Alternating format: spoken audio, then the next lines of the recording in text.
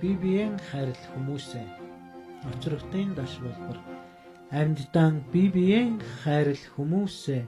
Аливаа сайхан бүхнээ бусдаас бүх харамл хэрэггүй үеийн зүгээр зүрхийг минь буушархлуул хин нэгнийгэн харанхуй нөхрөө битгий дүлэх.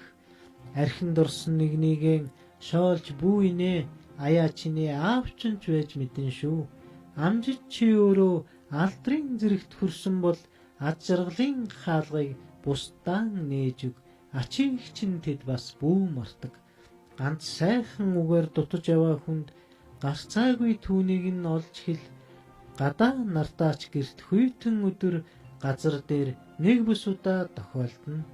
Чамдруулсан сайхан хөвгүүнийг чанга хатуугаар битгий гомдоо бүсгүй минь чамааг хайрлсных нь хариуд хайрал чамаас ч сайхан хүүхэнд дурлаж болох шүү.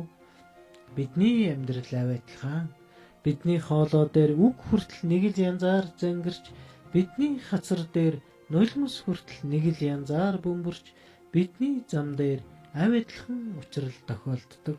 Бүсгүйн доглон нулимсыг асуулгүйгээр арчиж өг бүдэрч унсан хүүхдийг дээр өргөн аргад өнөөдөр чи нээж нөгөөх нь уйлдагч өөр нэг өдөр чи гунж цаатхан дуулна. Үлгийн авс хоёрыг хүн бүхэн дамждаг болохоор өөр юу ч хэрэггүй бие биеэ л хайрал өргөн хорвоод хүн хайраар л дутаж болохгүй.